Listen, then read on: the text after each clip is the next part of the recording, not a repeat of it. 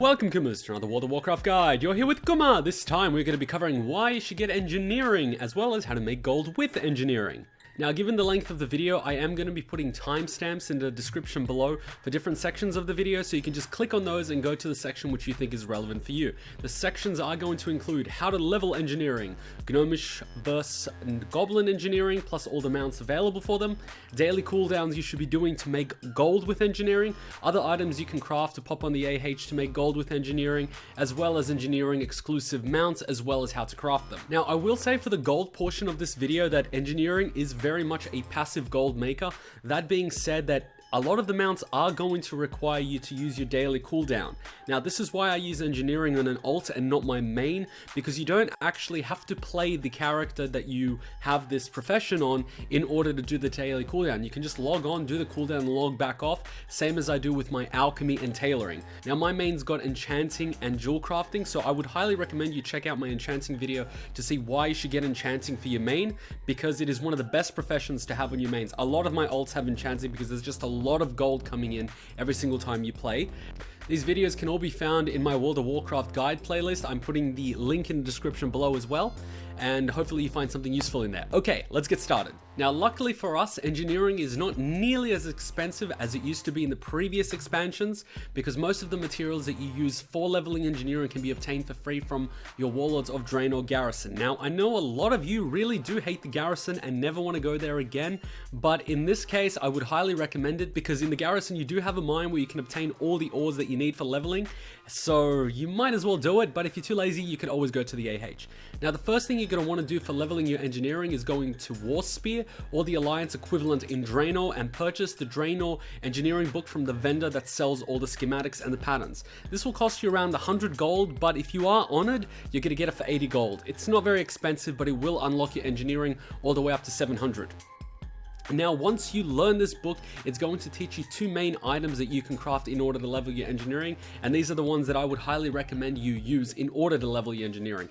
The first one is going to be Gearspring Parts that will increase your engineering level by 10. Now, you can craft this once a day, and it is a daily cooldown, but I highly recommend you do it even after you finish leveling your engineering, because a lot of the items that are Warlords of Draenor specific are crafted using this. And this is a daily cooldown because it wants you to restrict the number of items you can craft on a regular basis. This means that the supply of the items on the AH using these items are quite limited, which makes them a little more lucrative than items you can just keep crafting as much as you want. The second item you can craft to level your engineering is the Stealthman 54. This will increase your level by 4 up until I think 625, but at which point you're going to be crafting more items anyway. So it's excellent for leveling since it has absolutely no cooldown and the materials can be obtained from your garrison. Now, if you don't want to farm these materials in your garrison, you can always purchase them using your garrison resources. This is what I usually do because I have all my alts that are not in Legion.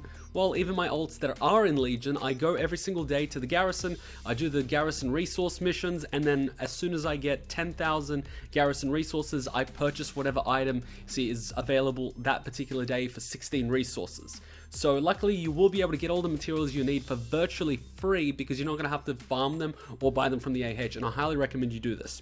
Now, once you do level up your engineering, you're going to have to pick between Goblin and Gnome engineering. You don't have to pick. I haven't done this for a while, but I highly recommend you do it because it is going to unlock additional patterns for you. Now, I will be providing a link in the description for those of you that actually want to compare every single item you can craft. The two main items that you're going to have to pick between are mounts, and they're specific to the specialization of engineering that you pick. So if you pick one, you can't craft the other. So this is why you should pick.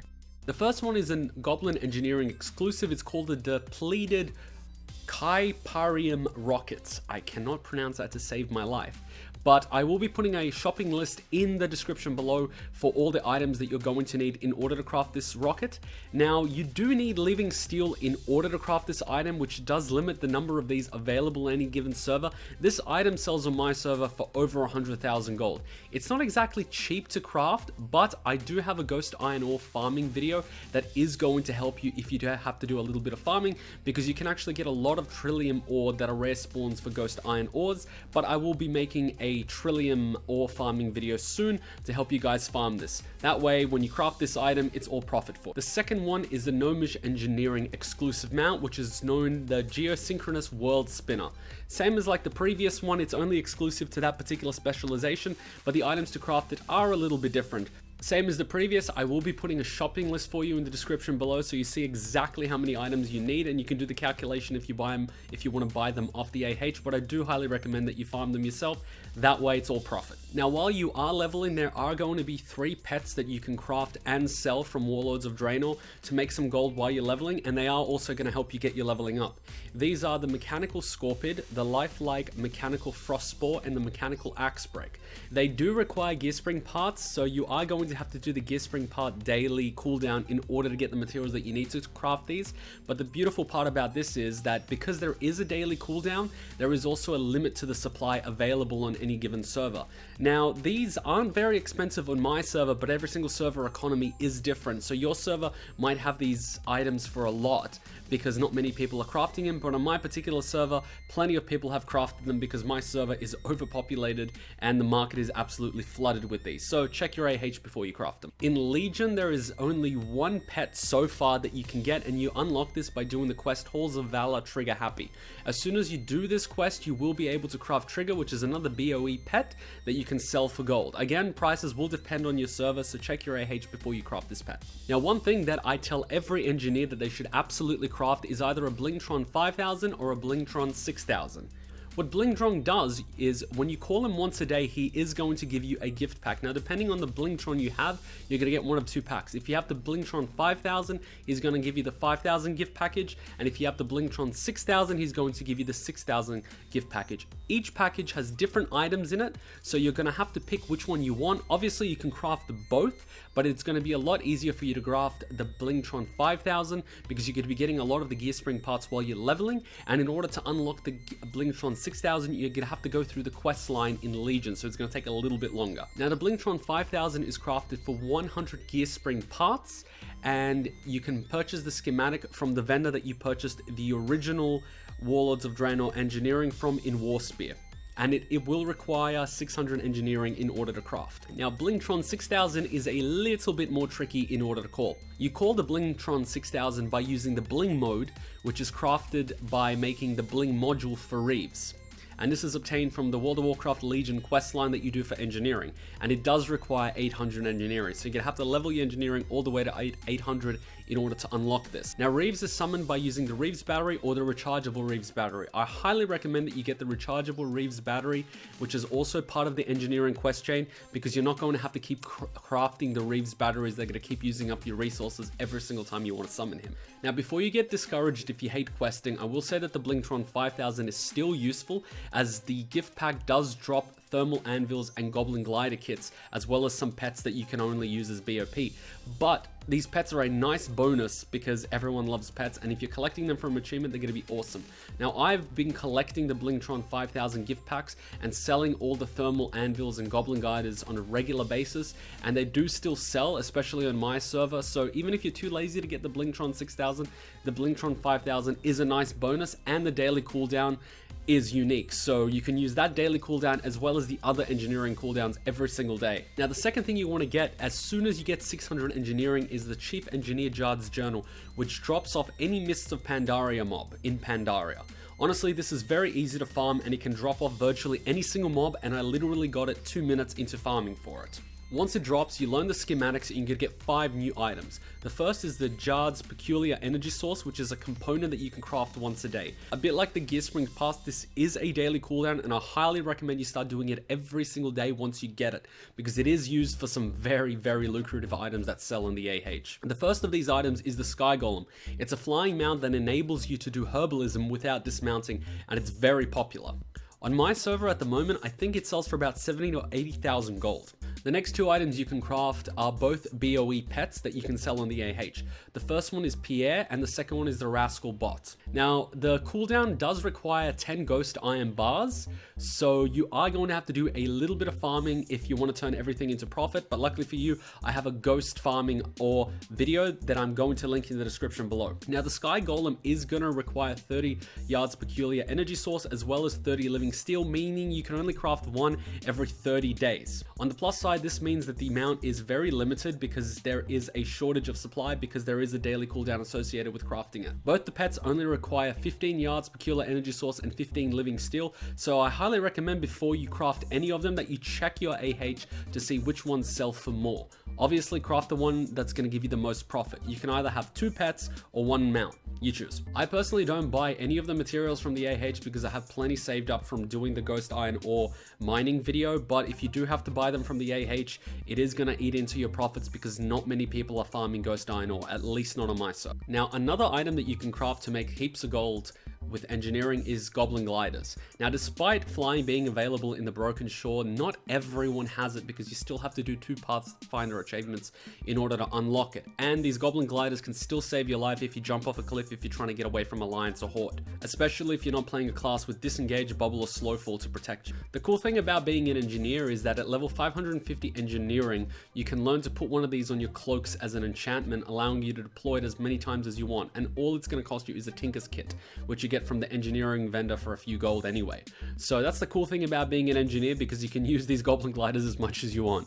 Personally, I was stockpiling these since Warlords of Draenor because I was opening up my Blingtron 5000 gift pack every single day, so I had several thousand of these Goblin Gliders in my bank, and so when I started filming the guide, I just put them all on the AH and I saw how they sold. Now, I did hold out on this guide a little bit because I wanted to see how many Goblin Gliders would sell after flying became available in Legion, but they still seem to sell depending on how many people are listing them. Some days I can sell them for around 10 gold each, and some days I can sell them for about 35 gold. Now, given how many players in the player base hate flying becoming too easily accessible, I'm thinking that even in the next expansion, these are going to be quite valuable, because I don't think they're going to make flying available in the next expansion easy to obtain. It's going to be a little bit like WoW Legion, where you have to do achievements in order to get it. So even if the price crashes for Goblin Gliders this expansion, you could still stockpile them in your bank like I did and sell them in the new expansion. Now, I personally made about 300,000 or 400,000 gold by selling these Goblin Gliders. So yeah, they're going to be quite valuable, especially in the future when inflation hits and they're going to be selling for like 50 or even 100 gold each. Another cool item you can make in order to sell on the AH is the Gnomish Army Knife. This is an inexpensive universal profession gathering tool that you can craft and sell on the auction house.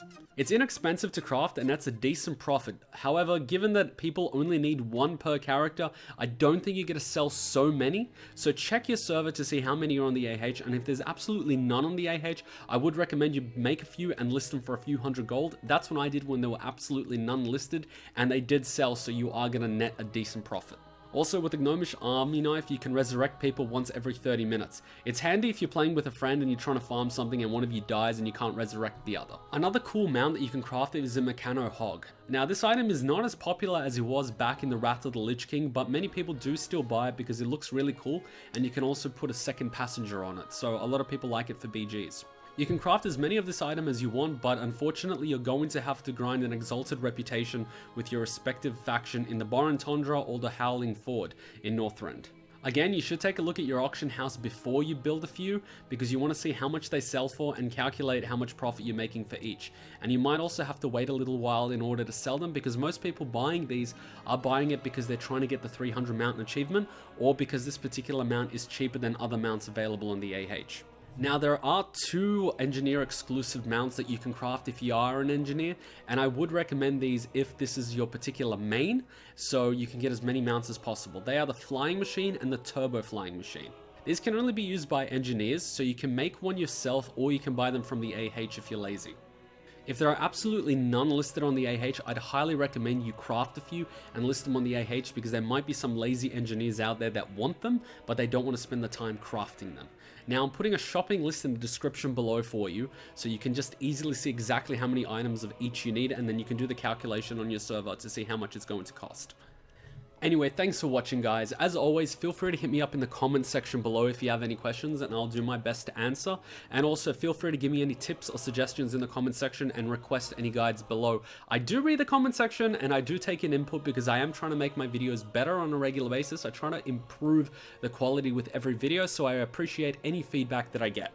I do try to release World of Warcraft videos every single Tuesday, so when the server goes down, you guys can easily pop on the channel and see what new guides came out. Also, if you enjoyed the video, I'd really appreciate it if you give it a like and share with a friend, because it does really help me out. Anyway, thanks for watching. Be sure to check out my other videos. I do some reactions to World of Warcraft cinematics. I also do a little bit of a World of Warcraft Let's Play. Now, I am going to be streaming World of Warcraft very soon when I get fiber optics, so that's very exciting. So stay tuned. Anyway, till next time, Ninja Kuma out. Bye!